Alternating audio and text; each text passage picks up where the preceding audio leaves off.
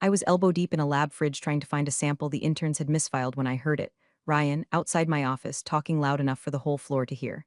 "We've got too many cooks in the compliance kitchen," he chuckled. "Let's start trimming the fat." Then a pause. "Karen? Oh, she's legacy clutter. Sharp, but stuck in pre-IPO mode." I didn't flinch, not then.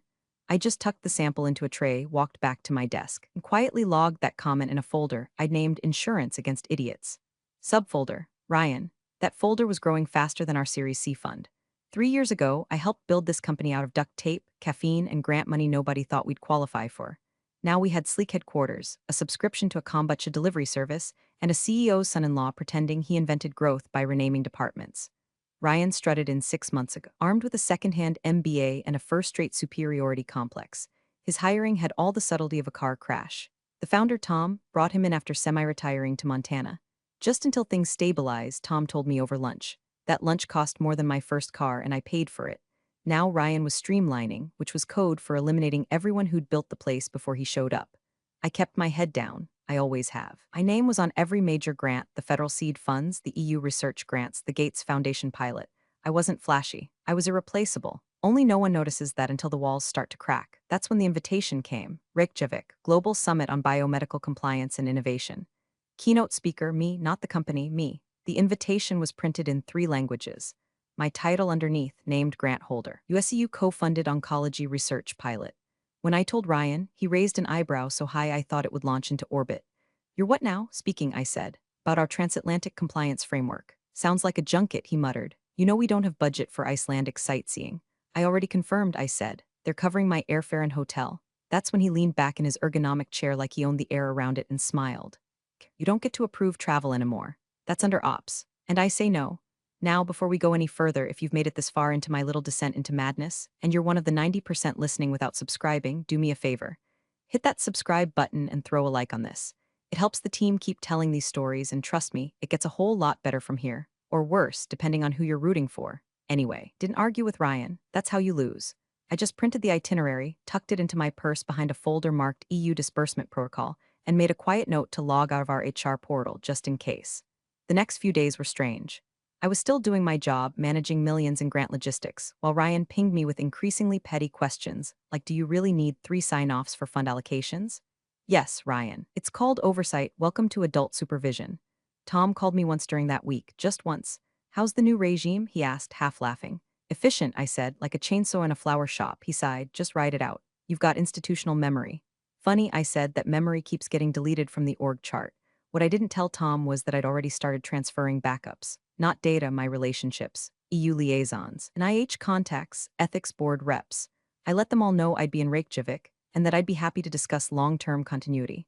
Ryan thought he'd stopped me. He had no idea I'd already left. It happened on a Tuesday, the day the HVAC gave up and everyone pretended they weren't sweating through their synthetic blend blazers.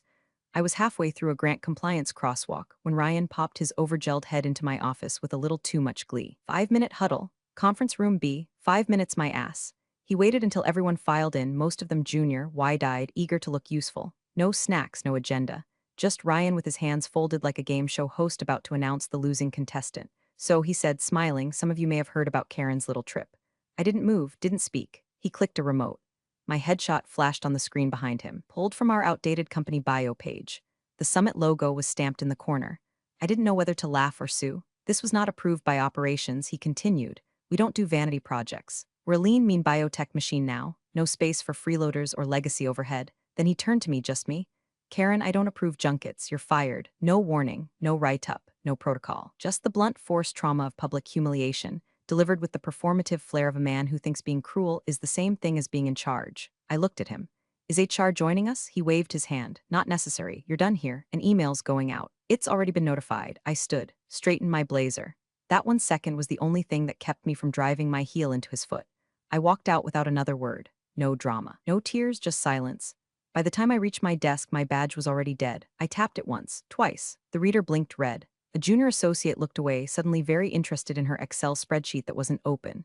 My inbox was gone, my access revoked. The all-staff email popped up on the monitors behind me as I packed my things. Subject line, organizational update. I didn't open it. I didn't need to. My office plant was dead. Took it anyway. The interns didn't say goodbye. One of them, Miguel, who I trained personally on NIH cost principles, gave me the saddest nod I've ever seen. like he was watching a ship sink in real time and knew he was next. On the elevator down, I finally let myself breathe, not cry. Breathe. I walked to my car, got in, sat there. Fired. I repeated it out loud like it was a foreign word. Fired, not laid off, not restructured, not transitioned. Just fired. But what Ryan didn't know, and never cared to learn, was that I hadn't booked that summit flight through our internal travel system. I hadn't even put it on a credit card. I used points. A whole nest egg's worth of loyalty miles I'd been stockpiling since our scrappy phase I days, when I flew coach to every backwater compliance workshop in the lower 48. I'd saved them for something meaningful. This was it. I pulled up the airline app, checked in. Seat 3A, direct to Reykjavik. He could take my badge, my email, my parking spot, but he couldn't stop me from getting on that plane. I'd kept one hard copy folder in my bag, my designation as named grant holder under the EU co-funding framework, with a wet signature from a man 10 rungs above Ryan's pay grade. I looked at the folder, then out the windshield, and I started the car. The plan wasn't revenge. Not yet, it was survival. But somewhere in the quiet hum of the engine, I started to realize he just handed me a loaded weapon, and I intended to use it. The wind in Reykjavik felt like it was trying to slap the corporate ghosts off me the second I stepped outside the terminal. Cold, clean, unforgiving. I stood still for a moment on the curb, clutching my tote and trying to decide if I felt liberated or lost. Maybe both. I hadn't told anyone I was coming. Not the summit coordinators, not the EU contacts. I wanted to see if the machine still recognized its own operator once she'd been ejected. At the hotel check-in, the young man behind the desk squinted at the monitor. "I'm sorry," he said, "we don't have a reservation under your company." I smiled politely. "Try my name. Karen D. Teller." Click, click. A frown, still nothing. He looked up at me. "This summit mostly works through institutional credentials. Did your company send a delegation?" I reached into my bag and handed him a worn folder with the EU insignia stamped across the front. Inside, the original disbursement letter, my signed designation as named grant holder, and a laminated credential card from our last ethics audit, back when we were still begging for pennies and pretending our lab wasn't built in a glorified broom closet. His expression shifted the moment he scanned the letterhead. A blink, a recalibration, then a smile. "Ah, Miss Teller, of course. We have you in the delegate suite. Welcome to Reykjavik. Delegate suite, not staff, not assistant, not observer." I dropped my bag in the room, opened the curtains to a view of distant glaciers, and sat in the stillness. He fired me in front of junior staff like I was yesterday's printer paper.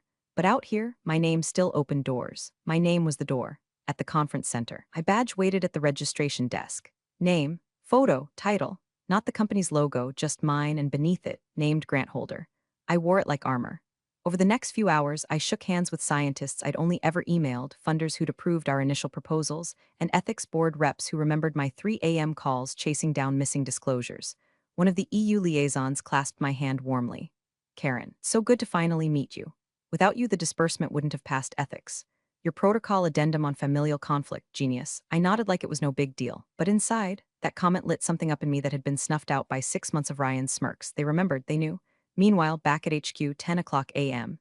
EST, Ryan was giving his quarterly update to the board. "We've gone lean," he was saying. "Dead weight is gone. Compliance is now centralized under ops. We're saving 6 figures per quarter just on personnel." The founder, zoomed in from a ski lodge, grunted something vaguely approving. The board members nodded. Nobody asked a question. Nobody wondered how the grants kept flowing or who, exactly, had built the relationships that now looked so self-sustaining. Because that's the thing about good infrastructure, it disappears until it fails. I stood at a reception that evening, sipping something fizzy with licorice in it, when one of the Swiss delegates leaned in and asked, "Where's your CEO? Isn't he presenting tomorrow?" I smiled. He had a scheduling conflict. I didn't correct the title, I didn't need to. My panel was scheduled for tomorrow, second day of the summit, but I already felt the current shifting. Every conversation, every nod, every Karen, right? "I've read your audit paper." It all reinforced the same truth. Ryan thought he'd erased me. But you can't delete a name carved into the funding pipeline. And the pipeline, it still flowed through me. The summit opened with the kind of polished chaos only academics and bureaucrats could orchestrate, badge scanners malfunctioning, half the panelists lost in translation, and a keynote speaker from Belgium whose opening joke about fungal trials fell painfully flat in 3 languages. I blended in easily. No title flashing, no name dropping. Just quiet presence the way I'd always preferred. Let the loud ones burn out early. I'd speak when it mattered. Day 1 was all panels and pleasantries.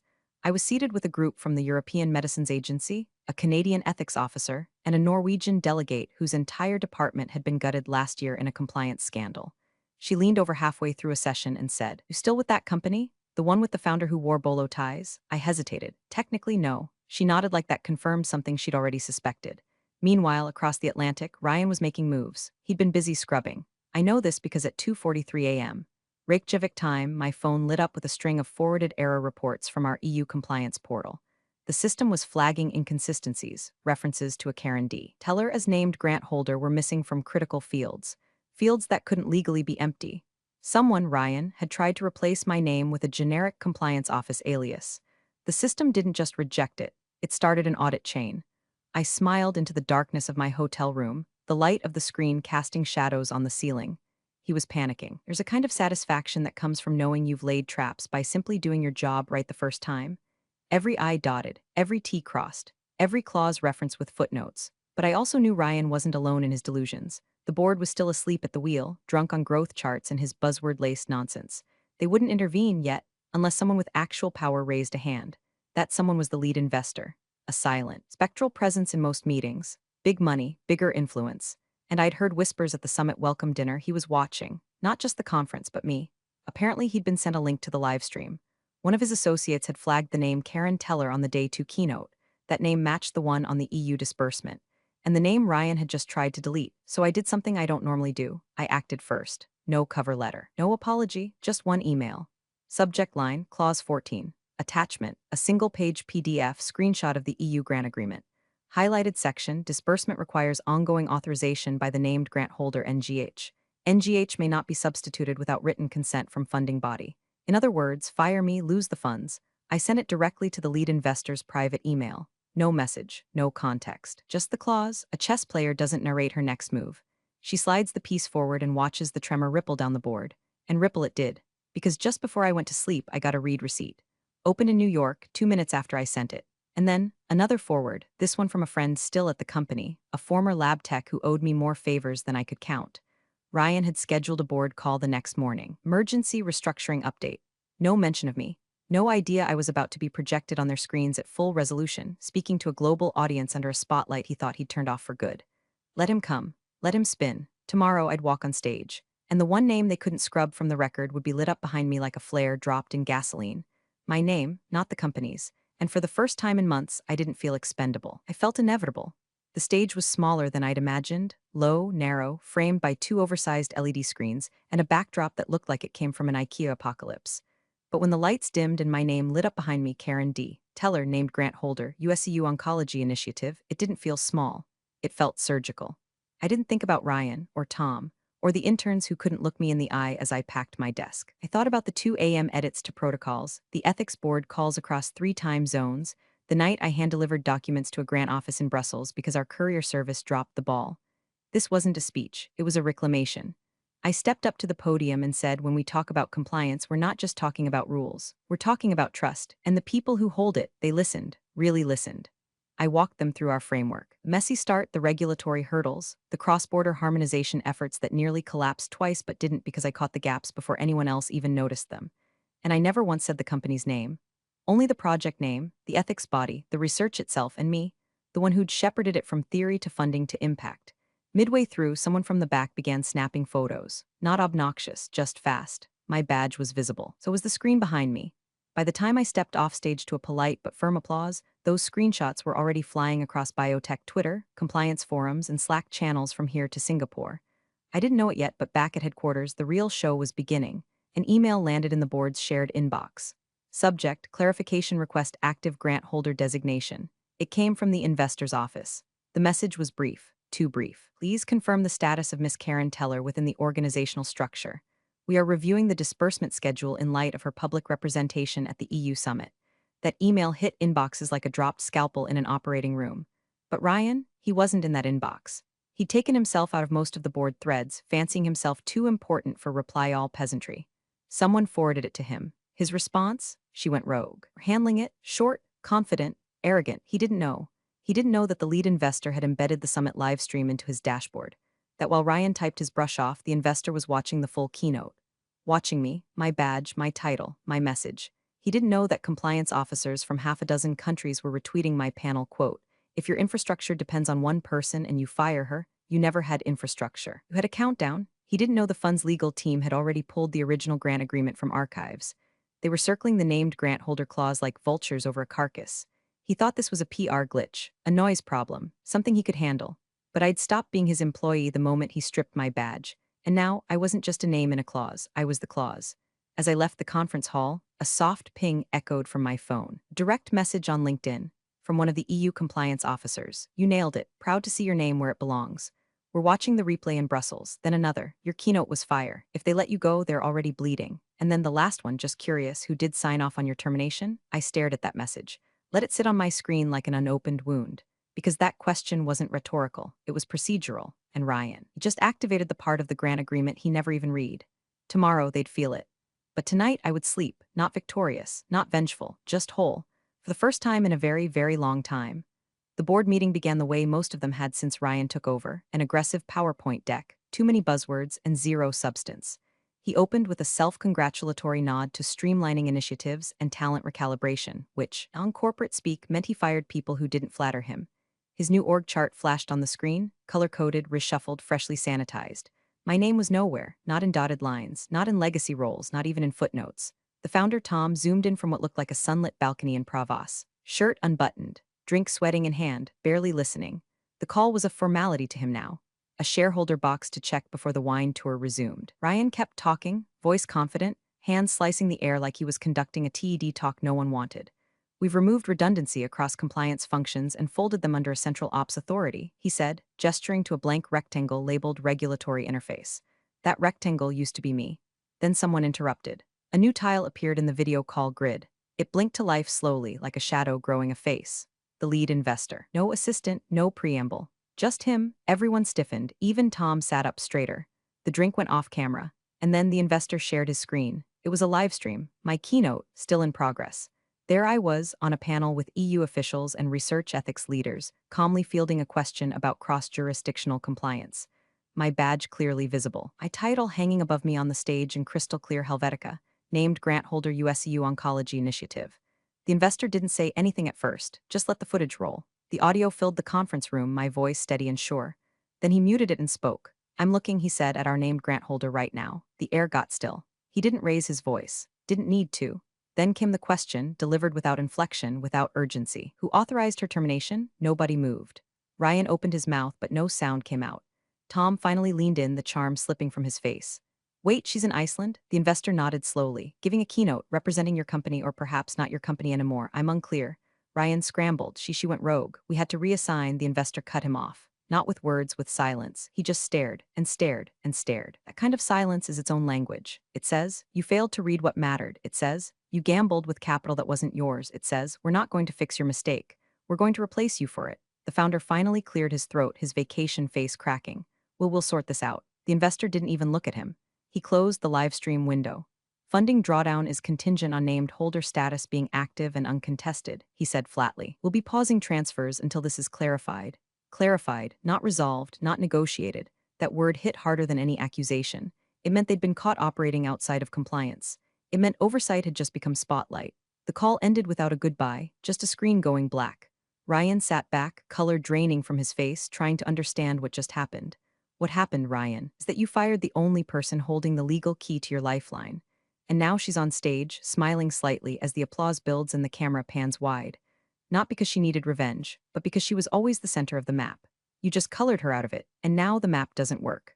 The call came at 6:04 a.m., Reykjavik time, not my cell, hotel landline. The kind of call that slices through a dark room like a scalpel. I let it ring once, twice, then picked up and said nothing. Miss Teller, said a voice I recognized immediately. Tom's chief of staff, a man who used to ignore my emails until I looped in funders. The board has convened a closed session. The investor has issued a temporary freeze on drawdown. They're requesting an immediate path to reinstatement. Translation: Ryan broke something he doesn't know how to fix, and now they need the woman he erased. I said nothing. He filled the silence. Legal has advised us that terminating the named grant holder without procedural review triggers an automatic breach of grant conditions. There may also be clawback clauses. His voice trailed off into the kind of bureaucratic dread that smells like coffee breath in lawsuits. Then came the offer. Would you be willing to discuss a transition plan? Not return, not forgiveness, just a transaction. I let it hang for a moment, watching the early light stretch across the glacier outside my window. I'm speaking at 2 more panels this week, I said. Call back next week. No tone, no venom, just boundary. He hesitated as if waiting for me to say more. I didn't. I hung up. I went downstairs, grabbed a croissant the size of a hamster, and walked into the conference center. The badge scanner pinged, this time with a new designation. Special delegate. Someone had updated it overnight. Not just a speaker now, recognized authority. I was barely inside the main hall when one of the EU compliance officers flagged me down, smiling. Karen, excellent keynote. We just added you on LinkedIn, hope that's okay. She wasn't alone. 3 others waved from a table, motioning me over. It wasn't heroes welcome. It was something quieter, deeper. Respect from people who understand what it costs to hold the line. Back home, Ryan wasn't on the next call. He'd been locked out of the board portal. Legal had advised the founder to limit exposure. Translation: Ryan's mouth was now a liability. Tom, for the first time in months, showed up in person. Tan fading, vacation voice replaced with his old cadence, the one he used back when we were eating dry bagels in a windowless lab, betting the farm on a phase I approval. He looked tired, older, real. An emergency meeting was called. Just Tom, legal. One board liaison. No slides, no charts. Just a printout of the grant agreement, clause 14 circled in red, initialed by me, notarized by the EU 2 years ago. Legal's conclusion: funding void unless reinstated, prior approvals null without named holder signature, new disbursement schedule contingent on remedy and acknowledgement of breach. Tom rubbed his temples. She's not going to come back, is she? Legal shrugged. She already is. Just not to you. Meanwhile, I sat at a panel titled Ethics in Crisis. Who holds the line? The irony wasn't lost on me. I told the story, not the drama, just the logistics. How integrity isn't about grand gestures but relentless small ones. A funder approached me after, quietly. We're revisiting how we structure ownership in future grants. You may have just changed the model. I nodded. No gloating, just knowing. Back at the hotel. Another message slid into my inbox. Subject: Summit recap from EU Liaison Office. We'd like to discuss a long-term advisory role if your current commitments allow. Independent, high autonomy. We believe compliance works best when the architects are empowered, not buried. I closed the laptop. Outside, the northern lights were just beginning to move, quiet, unapologetic, and unstoppable. Just like me. When I landed back in the States, my phone exploded, not with apologies, not with "we made a mistake" or "let's talk." No, that would require ownership, something Ryan and his handlers had surgically removed from their vocabulary. Instead, there were euphemisms. A press release from the company homepage. We thank Karen Teller for her continued leadership in global grant coordination and regulatory compliance. Her contributions remain foundational to our success. Continued leadership. As if they hadn't disabled my badge and erased me from the org chart 2 weeks ago. As if firing me in a glass-walled room in front of 2 interns had been some kind of creative retreat. But the real signal came buried in a quiet Friday email to staff. Subject line: Organizational realignment. 2 lines down, effective immediately. Ryan B. is on administrative leave pending internal review. No fanfare, no farewell, just vanished. The founder, now thoroughly debriefed by lawyers and funders, had finally decided to stop pretending family appointments were strategic genius. Internally, the place was a mess. The grants folder, my grants folder, had gone dark the minute they terminated my access. The documentation wasn't lost, but it was labyrinthine. They couldn't find the original ethical waivers, the cross-border subrecipient maps, or the amendments I negotiated in Brussels over lukewarm hotel espresso. Because here's the truth they never grasped. I didn't hoard knowledge, I was the knowledge. The renewal filings were due in 10 business days, and I wasn't picking up the phone. Instead, I unpacked my suitcase. Set the folder from the EU summit on my dining room table, changed into sweatpants. An hour later, the doorbell rang. Flowers, not the generic kind HR sends after a gallbladder surgery. These were purposeful, peonies and eucalyptus wrapped in pale blue tissue. With a real ribbon, no card on the front. Just a sealed envelope tucked deep between the stems. I opened it. Handwritten, ink not printer. Sometimes the grant funds the right person, not the right company. Board of Trustees, EU Oncology Initiative. I sat down. For the first time in weeks, I actually sat without checking emails, strategizing, bracing for impact. And I smiled, because they saw it. Not the performance, not the speech, but the work. The spine beneath the logo. I'd spent years believing I was just another functional cog in a growing machine. Replaceable, adaptable, safe so long as I stayed useful. But standing on that stage in Reykjavik, as those cameras rolled and my badge caught the spotlight, I'd felt it click into place. I wasn't at the center. I was the center. They tried to replace me with an org chart. They forgot that funding flows through people, through trust, through the name on the line that says authorized. Later that night, I opened my laptop. One new email. From EU Liaison Office at UNCOINT. Subject: Ongoing collaboration discussion. Karen, we'd like to schedule time next week to explore a more permanent role on our side. Independent oversight, high autonomy. The board feels this structure protects both our grants and our principles. Let us know when you're ready. I stared at it, then closed the laptop, because I already knew my answer. But it would wait. Let the company stew in their scramble a little longer. Let them learn what happens when you treat the keystone like dead weight. This wasn't a return, not really. It was a quiet coronation. And I had earned every petal, every pause, every unread message in their outbox labeled urgent reinstate, Let them wait, I sure did. The summit was held in the kind of sterile hotel conference room where billion-dollar decisions get made between half-drunk coffees and meatless sandwiches. The founder sat at the head of the table, his Montana tan fading under fluorescent lights, flipping through a stack of briefing papers like they were receipts from a failed vacation. He was there to renegotiate, to plead if he had to. The grant funds had been frozen for a full week. The investors weren't returning his calls. Legal had stopped sugarcoating the fallout. Without reinstatement of named holder status, the funding architecture was dead on arrival. No one mentioned Ryan. He was a ghost now. His keycard had quietly expired the same day the board received a 5-paragraph memo from the fund's legal team titled Noncompliance Breach Timeline. There was no ceremony, no announcement, just a digital obituary in the access logs. The room was silent when the door opened. Lead investor entered, unhurried, calm, with the kind of presence that makes executives sit straighter and consultants reach for their water. And behind him, me. I walked in wearing the same gray blazer they'd once described as too serious for culture meetings. This time it felt like armor. The founder blinked. Karen, I nodded, didn't sit. The investor placed his phone face down on the table and said, "We'd like to propose a change." He didn't raise his voice. He didn't need to. The next tranche, he continued, will not go to your company. It will be redirected to a new lab, independent, formed under her name. He turned to me, then stepped back. The floor was mine. I placed a binder on the table. It landed with the kind of soft thud that makes people flinch. I've already secured space, I said. A partnership incubator with built-in audit trails and infrastructure support from 2 academic hospitals. Open the binder slowly. Most of the original researchers want to come. I'm offering them full transparency, salary parity, and co-authorship on all outputs. No ghost labor, no legacy overhead. Someone coughed. The founder looked down at the binder, then stopped. 'Cause on top, nestled in clear plastic, was a letter. His name at the top, the board's letterhead above it. Subject, termination for cause. The air left the room like it had been punched. He looked up at the investor, eyes wide. This is real? The investor simply nodded. The board voted unanimously. You authorized a termination that voided our compliance. You then failed to disclose the impact, misrepresented internal capabilities, and nearly triggered clawbacks from 3 continents. This isn't punishment, he added. It's preservation. I didn't gloat. I didn't smile. I simply stood, meeting his eyes. You built something important, I said. And then you let a child burn it for sport. He tried to speak, tried to summon one of his old, charming rebuttals, but nothing came out, just the slow realization that the room didn't belong to him anymore. I picked up the binder, closed it gently. As of next quarter, the investor said, the funds, staff, and research will transfer to the new entity. Effective immediately, Karen Teller is the sole compliance authority. I turned to leave. The investor followed. No goodbyes, no round of applause, just the quiet click of power being reassigned. Outside, the light was sharp, cold, clean. My phone buzzed, a welcome message from the new lab's IT director. Credentials activated. The signature block read, Founder, Teller Research Group. And just like that, I wasn't returning. I had already arrived. Thanks for watching, you cubicle warriors. Hit that subscribe button. Unless you're my old boss, then you're on your own.